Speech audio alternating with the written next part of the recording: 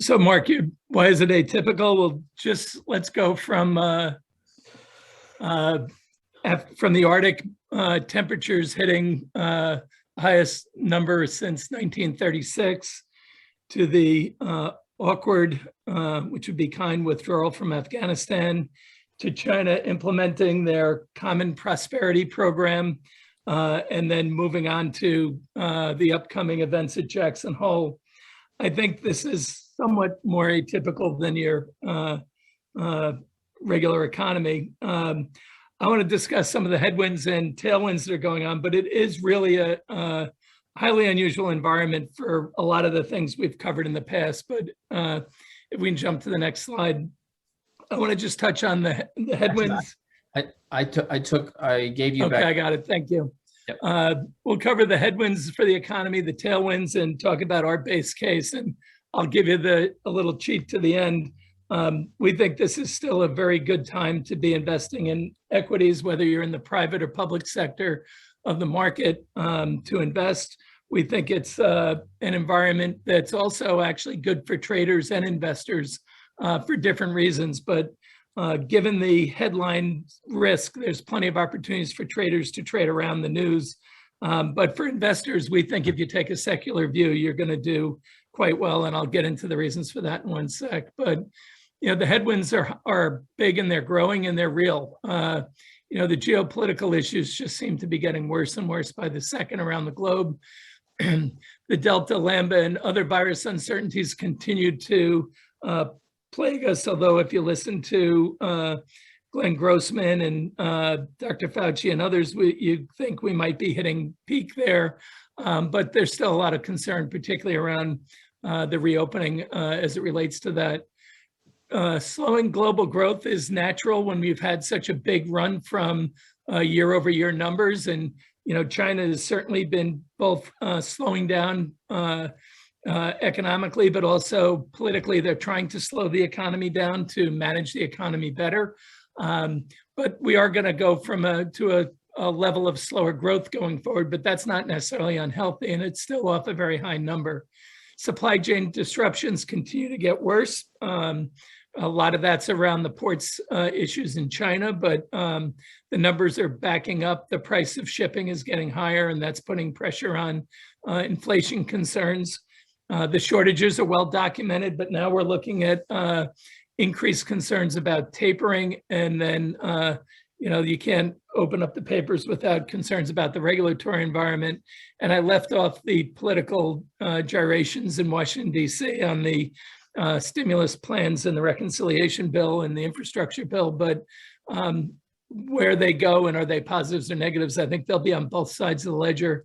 From a headline perspective, they'll be on the headwinds side of the ledger. The reality is we're going to continue to be supporting the economy. So, the shortages are real though, and I'm trying to get a car for one of my kids get a car. The numbers on that are ridiculous. This is a look at the inventory to sales ratio, and you can see how low the inventory to sales availability is. That's just one sample of it, whether you look at the chip issues, which are part of the cause of this, or other areas that we're experiencing shortages. This is a real issue and something we have to watch.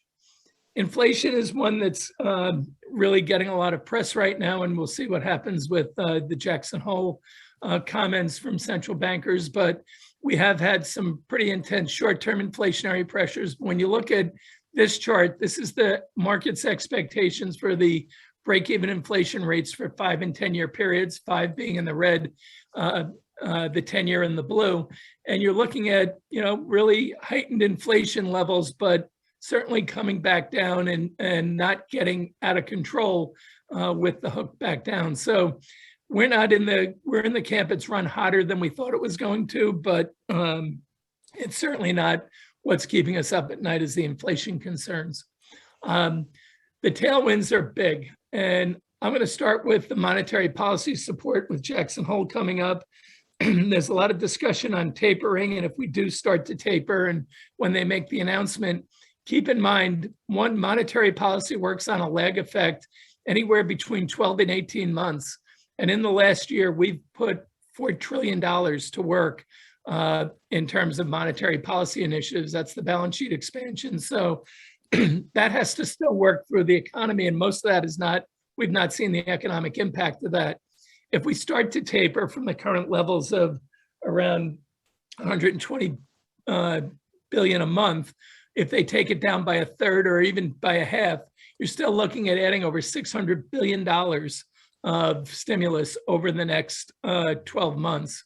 So to say we're tightening is really a stretch in our view from that perspective. And that doesn't mean that rates will be moving up anytime soon. They should move up to a higher level, but we don't fear runaway inflation there. Inventory rebuilds are going to be a big driver of the economic growth going forward. Just in time doesn't work anymore, and a more resilient inventory management system is going to require us to get back to just in time levels for some and then start the rebuild. That's going to push things forward. We've talked about the record consumer net worth, or consumers sitting on massive amounts of cash that are in excess savings. But business spendings and business startups continue to be on the rise. And then we're going to get infrastructure spending, both the new bill, but the ongoing spending on the state and local government level. So just look at the CapEx number is massive and going to continue to go up. That's a big driver for productivity improvements, which we think is going to be one of the key elements of what goes on here. And as we get more productive, you're going to see better numbers for the economy, but you're also starting to see new business formation coming as well. So for a lot of the talk about people who aren't going back to their own old jobs, where they're going to go, they're going to go to some of these new businesses that are starting up and hoping they're getting into a better environment going forward. We think this new business formation is really an interesting dynamic that's going on and not really talked about quite as much.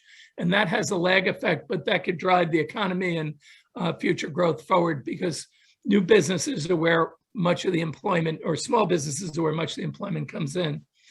So our base case is really we continue to focus on the 6 transformations I've talked about for the last 9 months, 10 months: the monetary and fiscal, the political and geopolitical, the social and societal, which is a big one. And we think what's going on in China there with what she's trying to put forth with this common prosperity is something that's going to impact businesses all over the world and investors all over the world. It's not going to be isolated to China, because it's going to change how capital flows, how capital will flow going forward. The world is swimming in liquidity, and new business startups are a reflection of that. CapEx is a reflection of that. The buybacks that we're seeing continue to be a reflection of that. M&A activity is a reflection of that.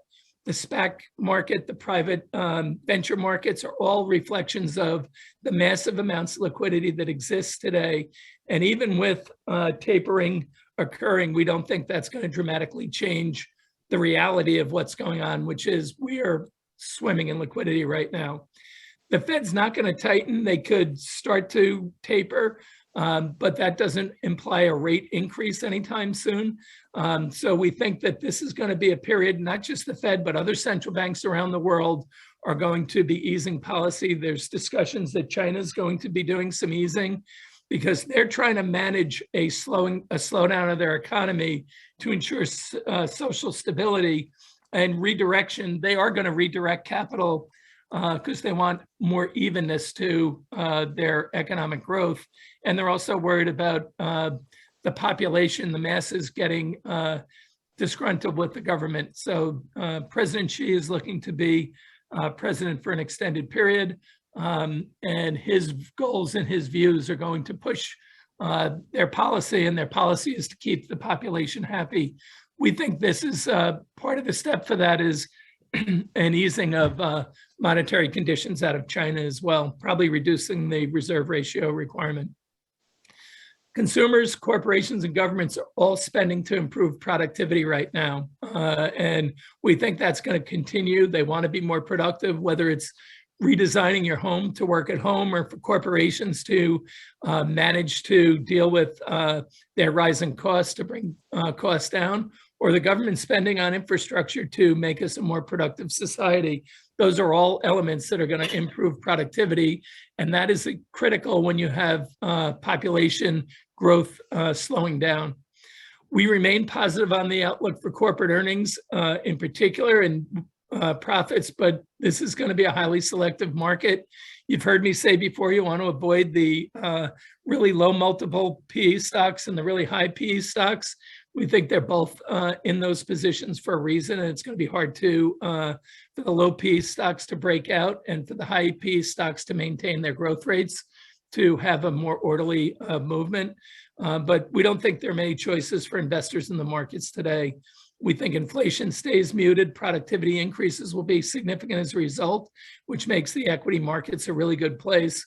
And for all the noise about the spend, prior to the latest bipartisan infrastructure bill and the $3.5 trillion that's being proposed by the administration in reconciliation, the Congressional Budget Office has figured out what the cumulative GDP will be for the U.S. Between 2022 and 2031. And it's going to grow by $287 trillion cumulatively over that 10-year period. GDP is projected to hit 33 trillion at that time, up from 22.4 trillion today.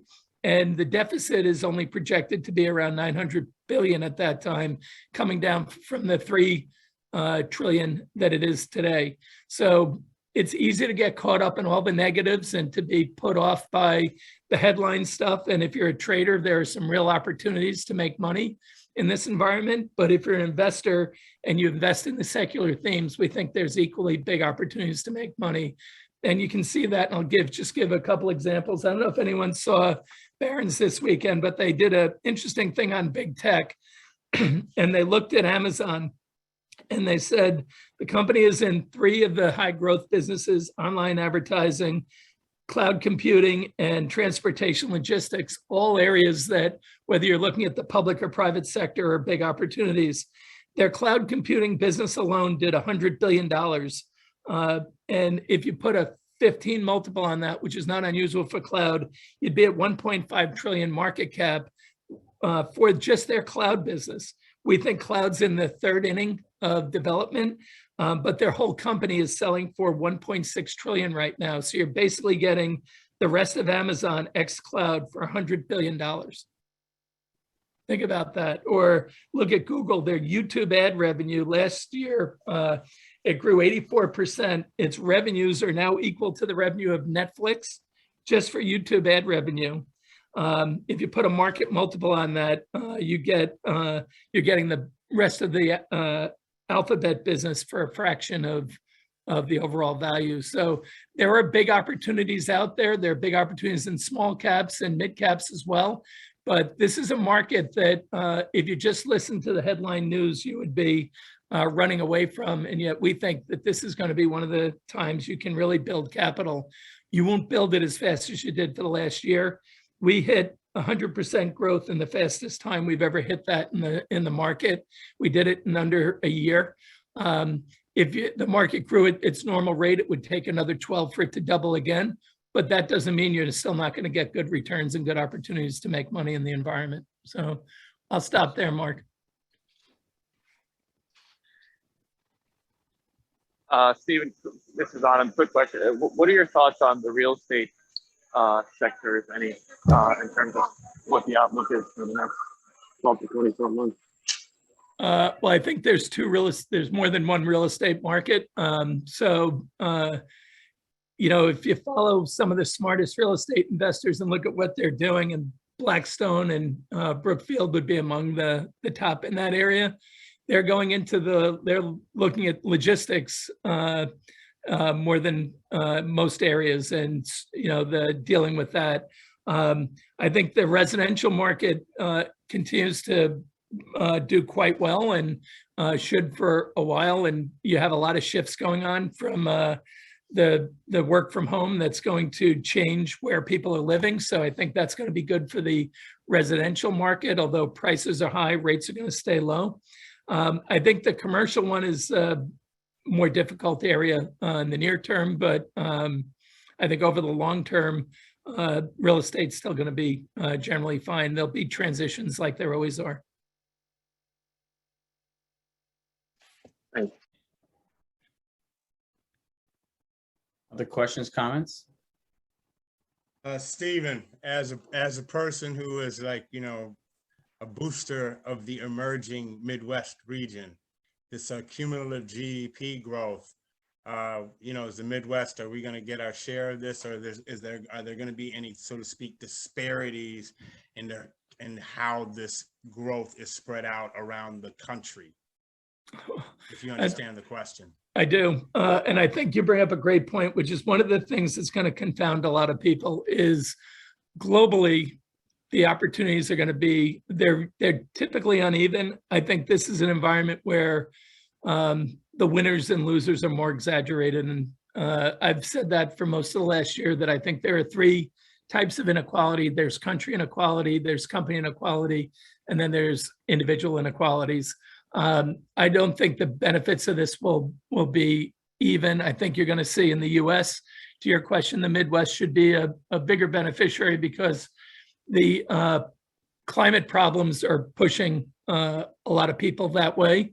The coasts are getting very expensive, and you add to that the climate issues. And, we dodged a bullet with Henri this weekend on in the Long Island area. And, I think that it does create a lot of worries for people where they want to live. So I think the Midwest is a natural beneficiary of it. And when at the event in September, Nancy Lazar, who's been on this theme for a while, thinks that the reshoring of and onshoring of manufacturing will benefit the Midwest particularly well. I think there's a number of factors that are going to drive capital that way.